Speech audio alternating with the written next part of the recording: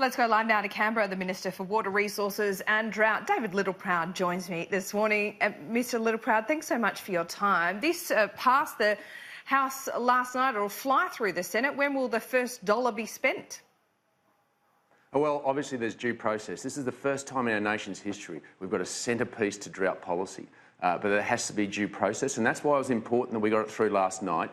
I have to go out and formulate integrity measures around this to ensure that I've got a consultation committee that then goes and consults with the communities. Within this legislation, we are legislating 42 days of consultation with community and industry about how that money should be spent. This is no slush fund that the Greens and Labor are running on about. This is responsible money. This is taxpayers' money, and we're going to make sure we spend it wisely. But to do that and to get it set up for July 1, 2020, it's important I get that process in place, and it had to start now, otherwise I'd miss that time frame. Let me tell you, this $5 billion drought fund is in addition to what we're already doing, the $1.9 billion. This isn't taking it over, this will be in addition to it. So for Labor to sit there and say nothing's going to be paid and we're doing nothing, that's wrong. We've spent $1.9 billion in a suite of measures to help support not only farmers, but also communities, because it's also the bricks and mortar shops down the main street that are hurting just as much as the farmers out there because there's not as much money. So there's a suite of measures that's been going on, but this is a centrepiece for the future to make sure that we can have a better and more robust conversation in the future about drought. But Minister, you said it was urgent. It was passed yesterday without it being considered by the Labor caucus, and that's fine. You don't need to worry about the Labor caucus so much because you're in government. But, you know, towns have been in drought for a number of years. You've been in government 6 years. So why was this so urgent to do this week? And what have you been doing for the last 6 years? Well, as I just said, we've invested $1.9 billion in the here and now. In making sure that it's through farm household assistance, $37,000 going to farming families to put bread and butter on the table. It's about mental health, $30 million to help those families and children get through the impacts of this drought. But this is about the future. And the facts are the Australian Labor Party knew what was in this bill. This is the same bill that we introduced in October last year, and they voted against. The reality was I had no confidence because the Labor Party kept on saying we couldn't support it. And then you know what they couldn't support it? The last reason we got was because of the Building Australia Fund, a $3.9 billion fund that had been sitting there, had not paid a dividend for 5 years. It was going to consolidated revenue. And yet they were saying we're taking money away from infrastructure. 5 years though, so why didn't anything get spent out of that fund? Because we were able to appropriate funds, $100 billion into infrastructure. And it's because of that that the dividend that was paid out of that BAF was going into consolidated revenue to get us back into surplus. We've got to be honest, we were broke. And when we took over the books, we were going backwards. We got a $500 billion debt, and for the first time in 12 years, we're going to make a profit. You know what we did in the last parliament? We got a surplus back to the Australian people, and we're going to pay it in a dividend, in a tax cut. And that's what good management is. Now we are putting in place the foundation blocks to support every sector of our economy, farmers in particular through this drought fund. And what we're saying is, don't trust treasurers in the future about just appropriating, because Labor said just put $100 million a year in appropriation. Well, let me tell you, 2 or 3 years you get a treasurer that runs short on a few dollars. He'll say, well, we won't pay $100 million this year, we might pay 25, we might cut it all together. So you don't trust your own treasurer, Minister? It's locked up. No, I'm saying any treasurer, when things get tough, of any persuasion, you've got to look at the books. That's a responsible thing to do. But we're saying this is a priority. Our Prime Minister, within a couple of days of being sworn in, was sitting at a kitchen table with a farmer in Quilpie.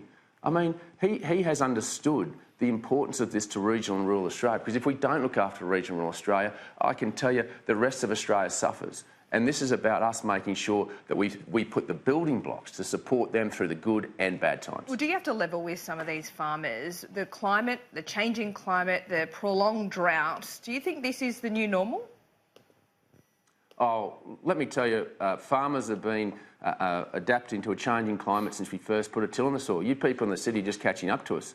Between farmers and the federal government, we're putting $1.1 billion a year into research and development to give them the tools of the 21st century, to be able to adapt to a changing climate, to give them the genetics, the farming techniques. And we continue to do that. And some of this money, some of this $100 million a year will go into climate research and into investment and into able to give them the extension to understand how to take up those tools. Are you and some of these farmers starting to realise that some forms of farming in Australia perhaps just aren't viable anymore? I'm thinking of, very water-intensive crops, nuts, cotton, just to mention a few. No, I think that's a periphery debate that some of the fringe dwellers in the water debate and the drought have grabbed hold on. What always drives, whether it's agriculture or other industry, is this thing called a market economy. And farmers understand what they can make a quid out of and how they need to do it and what resources they've got to do it with. As it is with any other business, I think these fringe dwellers that want to start these debates about who should grow what where don't understand the reality of this is a free nation, and you get to make your own decisions. You take your own risks. No one's owed living in this country. You can't enjoy the fruits of market economy without the fear of failure, and our farmers go out there with taking calculated risks in understanding their climate because we're giving them the tools to understand the climate as they have since we first put a till in the soil. You've got a huge job, Minister. Why did this government dump the drought envoy? Well, obviously between the drought envoy and Major General Stephen Day, their mission was complete. Their mission was to go out and to engage with the community, to actually get a sense of where we needed to take our policies, as well as the state. You've got to remember, it's just not the federal government's on the hook on this. State governments are too. And unfortunately, New South Wales are doing some heavy lifting, some big heavy lifting. They increased another $355 million in their budget. And the state government in Queensland has done 3/5 of bugger all. In fact, they're taking away programs. So we wanted to make sure that the drought mission is complete then. There's still plenty more to do.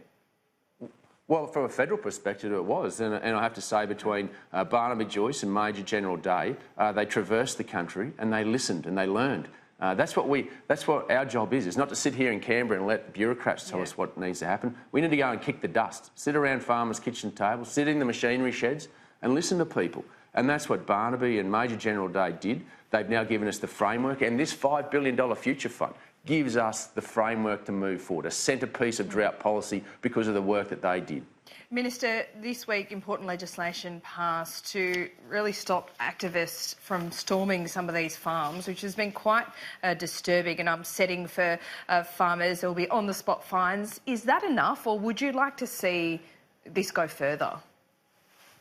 Well, look, I think there's two parts to this. The federal government has a role to play around those that provide the information to these trespassers, and we're going after them with up to 5 years in jail, and you can pay the privilege of up to $2.1 million for doing it if you provide the information to these trespassers. But the states need to change their mentality. New South Wales proudly announced fines of up to $220,000 yesterday, on the spot of $1,000. Again, in my home state of Queensland, where a lot of these activists have actually undertaken their work, they've done nothing. And in fact, Laura, if you and I and 100 of our best mates stormed a house in Canberra with our phones going, we'd be in cuffs and in the clink in 30 minutes, and so we should be. And these people in Western Queensland and farmers deserve the same support, the same respect as metropolitan Australians. So the state governments need to up the ante on the penalties, and they also need to make sure that magistrates, the judiciary follows through. Because I think the police want to go and do their job.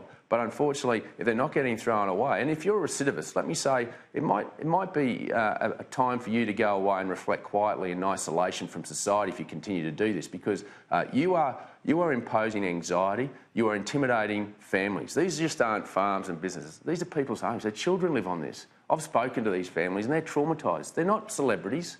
They're just people going about their daily business. To have 100 people storm your house when you've got kids in those houses, you know what, that's un-Australian. And I get we're all angry these days and we've all got to have a cause, and that's great. But you know what, there's a way to do it. There's a respectful way to get your case across.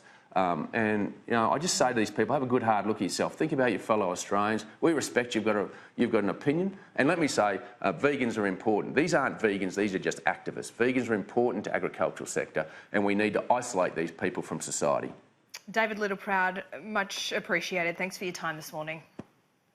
Anytime, great to be with you, Laura.